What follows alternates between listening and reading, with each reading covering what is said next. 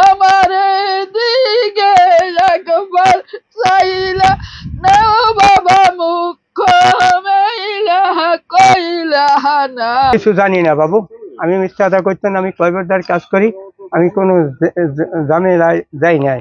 আর আমি জানি নাই আব্বু, বুঝলেন, আমি জানি যে ওই দুইজন ওসি সাহেব জিজ্ঞেসে আমার সামনে বই নাতিতে কইছে ওরা দুইজন আমার সাথে আকাম করছে, এই দুইজন আর পেনমান আমার দুমকি থানায় বইয়ে দেশে।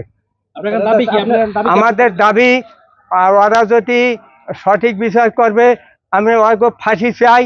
আমার নাতি তো শেষই হয়ে গেছে, এই যদি অগু ছিল আমার নাতি হত্যা করিয়ে গেছে, আমি ওকে ফাঁসি চাই। ও মারা গেছে, এই যে আমরা দেখি ওর যে ঢাকা দিচ্ছে না, ওর মা জায়গায় লেখাপড়ি করতে পারলো না, এই একটা শোক মনে হয় ওর মনে।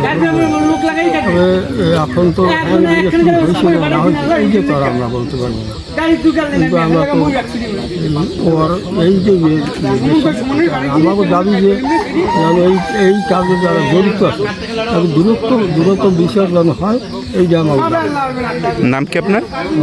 আমি আবার মোবাইল করছি, আমার এক হুবত দেওরের দ্বারে ও মোবাইল করে নাই, ও মোবাইল কাটতে দিয়েছে। আমি এবার আমার এক হুবত দেওয়ার তাই এক বাসার লাগে হ্যাঁ যার মোবাইল করছি, যাই করছি হে কইছে হে আত্মহত্যা হচ্ছে, হে মারা গেছে, এখন হাসপাতাল ভর্তি হয়ে করছে। আমি হ্যার পর কিছু করতে পারি না বাবা, আমার যে জিঙ্গি হতো আমি কিছু কইতে পারি রে না ওরে বাবা। ও বাবা তোমরা মারে কিও দেখতে আইসরে আমি সর্ব হারারে হইছি। টানা সপ্তমবারের মতো বেস্ট টিস্যু পেপার ব্র্যান্ড হিসেবে স্বীকৃতি পেয়েছে বসুন্ধরা টিস্যু। বাপ নাই রে, বাপ নাই রে, ও বাবা নাই ওরের ভাইও রে, ওরে বাবা মাইয়া নাই দুঃখের কথা কমু যাইয়া শুনবে। কারণ হইলো এই যে আমার ভাতিজা তো ঢাকা থাকতো, এই মেয়ে থাকতো নানা বাড়ি, আর ফ্যামিলি আর ওই বউটো লইয়ে সে ঢাকা থাকতো, তখন বইয়ে লেখাপড়ি করতো। এই লেখাপড়ির মাধ্যমে তো আর ওর বাবা অ্যাক্সিডেন্ট হয়ে গেল। অ্যাক্সিডেন্ট হওয়ার পর কয়েকদিনকার আমাদের বাড়ি আসছে, ওর বাবার কবর করিয়া তো রওনা করছে বিকেলবেলা, বুঝছে, বিকেলবেলা যাইতে আমাকে ওখান দুইটা গাড়ি অফার্স করা লাগে, ওখানে যাইতে একটু সময় হয়েছে, কিন্তু যাইতে যাইতে ওর বাড়ির দোকানে আবার গাড়ি দোকানে নামিয়ে অল্প কত জায়গায় হাঁটা লাগে, ওই জায়গায় বইয়া ও কইছে যে দুইটা ছেলে আরও আসলে নাকি তা বলতে পারে না, ওই সময় অজ্ঞান হয়ে গেছে। ওর নিয়ে ওই তো ধর্ষণে খুবই করছে।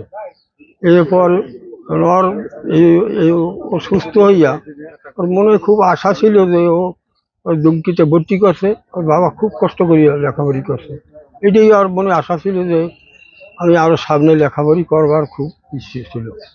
তাই এখন ওরা ভয়তে নাকি তো ওর মা আবার ওর যে নানা ছিল অল্প দিন এসে মারা গেছে, মারা গেছে। এখন একা তো বাড়তে থাকার সম্ভাবনা। আপনারা জানেন যে এই মামলা রেকর্ড হওয়ার পর সাথে সাথেই আমি অফিসের ইনচার্জ আমার অফিসার ফোর্স নিয়ে অভিযান করে যে 1 নং আসামি সাকিব মুন্সিকে অ্যারেস্ট করি। তার পরের দিন আপনার 2 নং আসামি সিফাত মুন্সিকে আমাদের জেলা পুলিশের গোয়েন্দা শাখার একটি চৌকস টিম পিরিজপুর থেকে অ্যারেস্ট করে।